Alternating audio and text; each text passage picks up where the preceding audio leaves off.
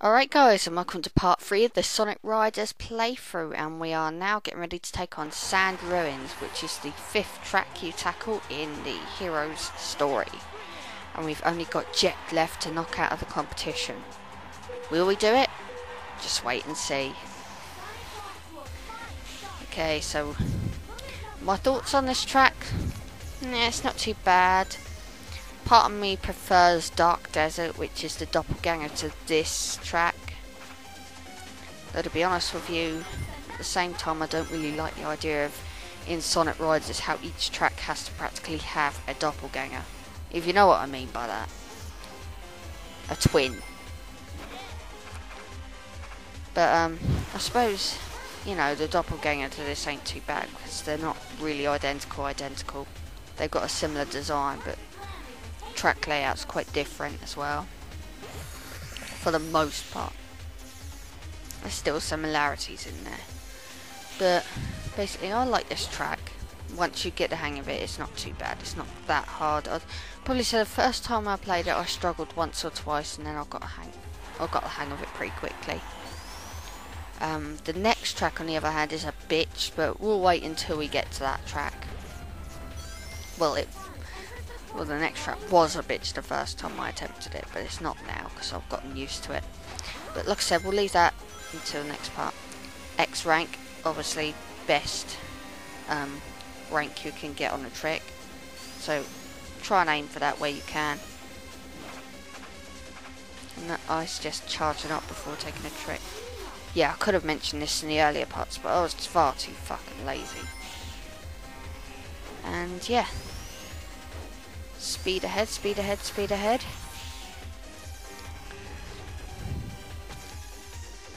And yeah, these pillows are quite annoying.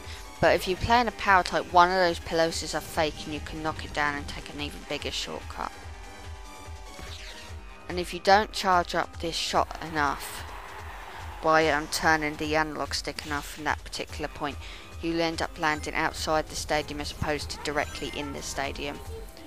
So I recommend hitting it, you know, charging up your analog stick enough and you will get there. Also, flight type characters I love and use it in this course because there's a flight type shortcut which is really useful.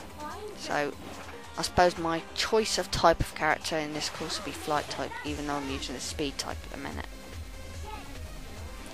I don't usually like using the grind rails, even though I have used them in this race just to show off where they go and how useful they are as a shortcut, I suppose.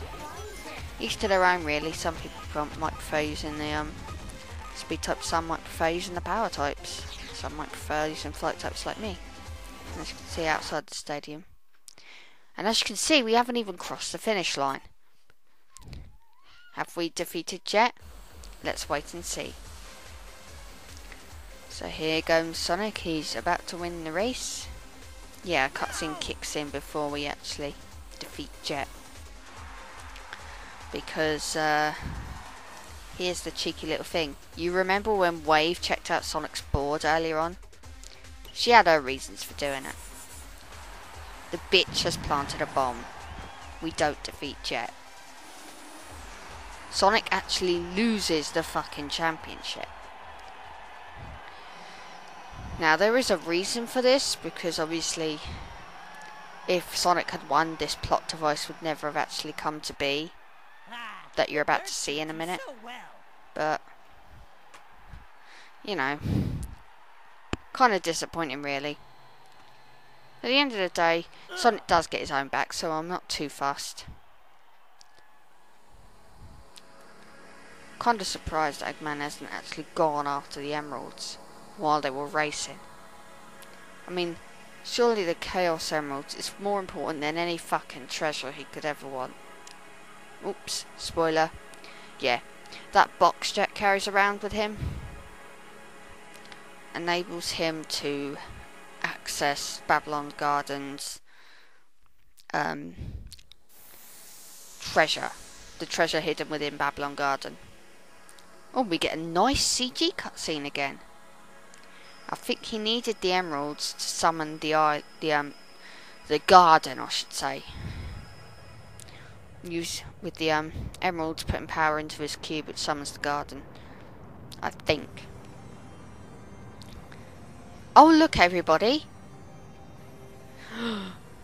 It's magical!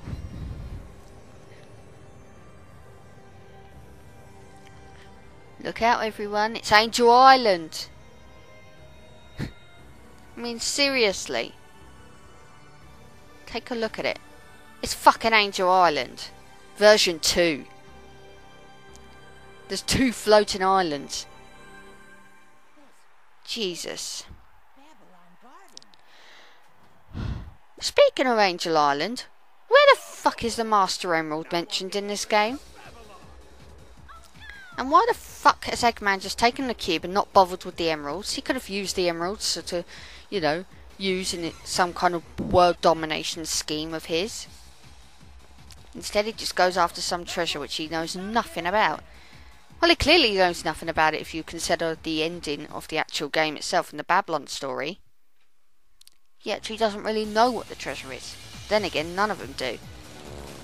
So he takes a risk on a fucking treasure he knows nothing about, instead of taking the emeralds, which he knows are powerful.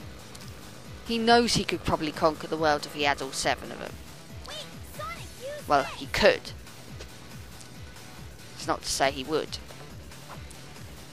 So, somewhere in the story, among all this shit that's been going on, Tails managed to develop another gear.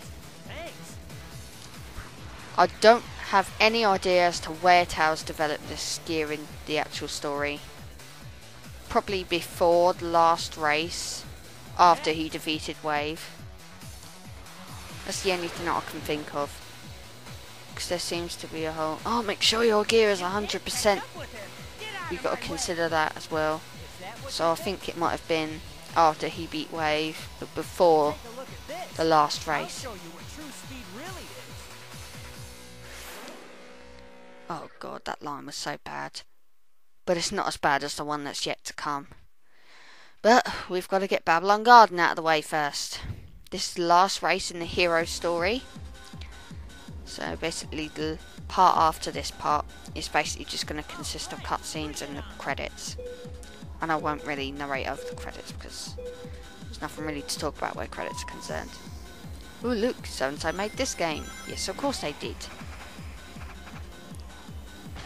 I'll save all the commentary for the actual game so that I've got more stuff to talk about in the actual game. Footage. Yeah. This course was tricky dicky when I first played it. I remember getting this game a few years ago when it came out. I played it and I got on this track and I was just like struggling with it, and well, let's just say the amount of swear words that came out of my mouth, it's impossible to count. I actually threw down the controller many times on this track and refused to go back to the game. I would actually stop playing the game and go back to it at a later period. And yeah, but you know, I got the hang of it. Specifically the bit I struggled with was that turn you just saw. There's absolutely nothing, if you fuck up the turn, there's absolutely nothing to stop you from flying off the edge. Unfortunately, I accidentally took the power shortcut. But, you know, no biggie. But yeah. Uh-oh, run out of air. Oh dear. Using this as an opportunity to get air back.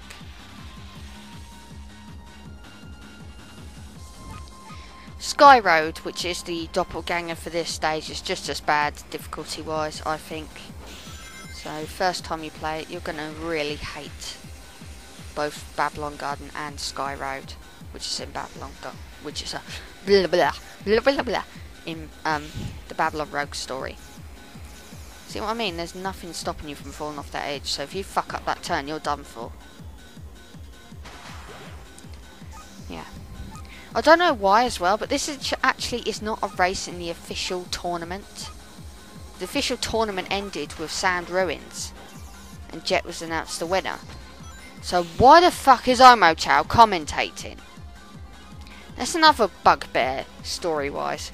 Amateur commentates on races where actually don't take place in any tournament.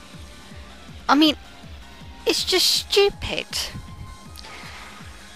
But outside of that, we're nearly done with this track, so yeah, not too bad.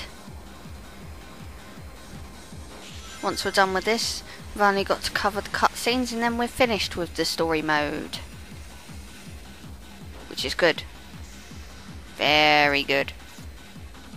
Well, story mode for heroes anyway. Then we've got to start on Babylon, but Babylon's only another 4 parts. It's really not that long. And through the finish line we go. And that's a wrap. We're done with all the races in the hero story. We've only got cutscenes left to go. So see you guys in the next part where we draw the conclusion.